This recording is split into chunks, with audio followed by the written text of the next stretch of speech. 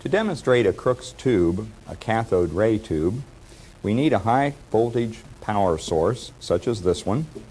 We need the Crookes tube, which has a metal cathode, a metal anode, a screen that has been coated with a phosphorescent material that gives off light when struck by electrons, and a bar magnet. As we turn on the screen, we notice that electrons are emitted from the cathode, and as they strike the fluorescent screen, we're able to see the cathode ray, this stream of electrons illuminated. We can use a magnet to show the deflection of that stream. Here we can see the electrons being deflected by the magnet. The cathode ray moves upward. If we reverse the magnet, we would predict that the beam would be deflected in the opposite direction. And we observe that the beam is deflected downward.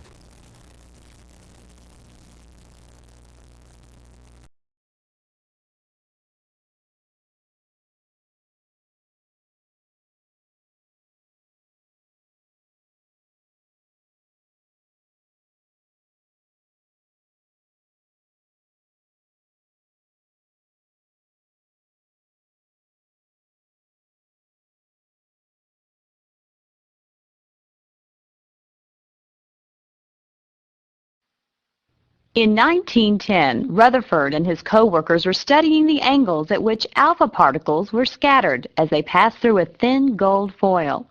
Most of the alpha particles passed through undeflected. However, a few were found to be scattered at large angles, some even back in the direction from which they had come. This meant that they had collided with an object much more massive than the alpha particles themselves, yet so small that only a few alpha particles encountered them. This atomic level view shows what is happening. Most of the atom is occupied by the low mass electrons. The nucleus is small and massive. When an alpha particle encounters a nucleus, it is scattered at a large angle.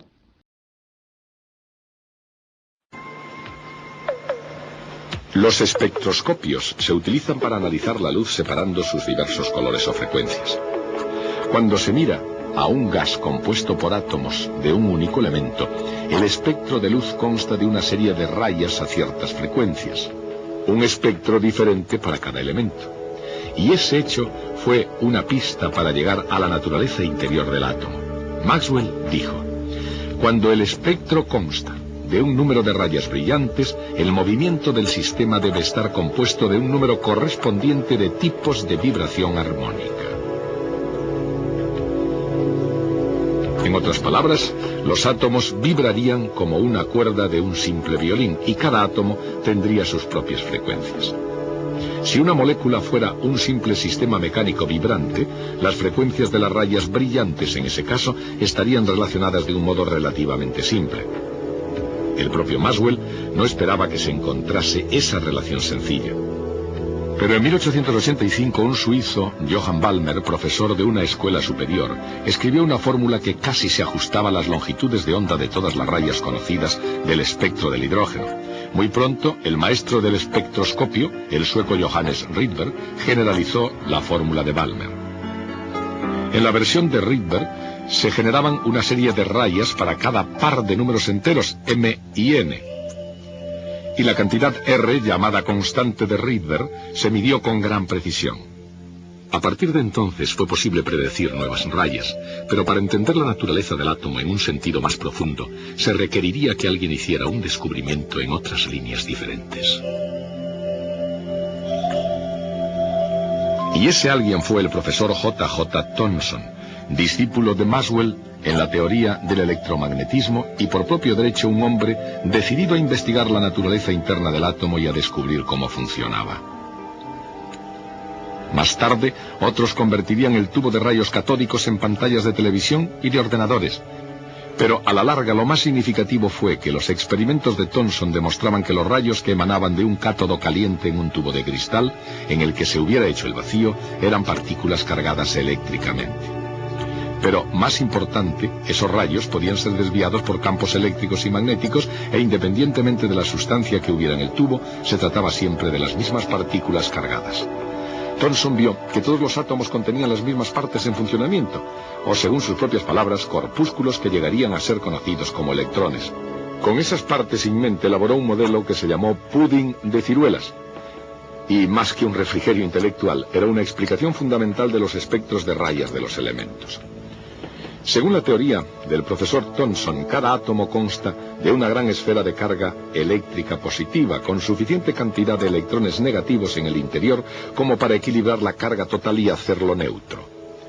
Eso parecía una idea muy razonable, pero pronto fallaría en una prueba crucial. Analizamos otro nuevo método. Somos capaces de romper átomos de muy distintos modos. El barón Ernest Rutherford, galardonado con el premio Nobel y par del reino, había venido de Nueva Zelanda para estudiar física en Cambridge y había tenido la oportunidad de trabajar allí bajo la dirección del profesor Thomson. Una ley definitiva como un elemento radioactivo. Y cuando pronunciaba estas palabras, Rutherford no solo hacía tiempo que había sucedido a su mentor como director del laboratorio Cavendish, sino que además se había convertido en director del propio átomo. Ha proporcionado una mejor comprensión del átomo. Sin embargo, eso no quiere decir ni mucho. Incluso antes de que Rutherford comenzara sus experimentos, ya se había descubierto que los átomos se podían partir de forma natural emitiendo radioactividad en forma de rayos alfa. Así, cuando él y sus asociados hicieron pasar rayos alfa a través de finas láminas de metal, sus experimentos resultaron precisamente como se había predicho. Química nuclear, y por lo tanto... Los rayos parecían atravesar el metal como si fuera un pudding, con muy poca resistencia, e iban rectos en su trayectoria sin apenas desviarse. Pero un buen día, en la historia de la ciencia, observaron algo inesperado.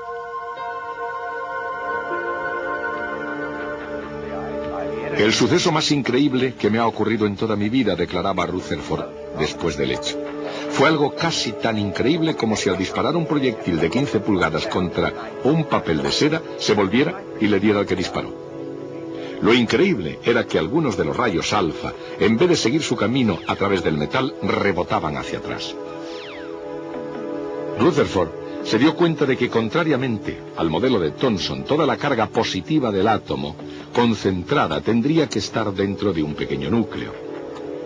Y por ese motivo, con toda la carga positiva concentrada en una región muy pequeña, la fuerza eléctrica en su proximidad sería suficientemente grande como para repeler, o al menos desviar, una partícula energética alfa que se acercase lo suficiente.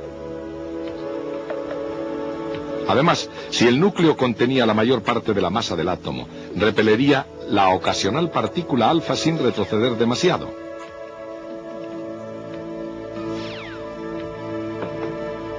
Esas ideas llevaron a Rutherford en 1911 a proponer un modelo planetario del átomo.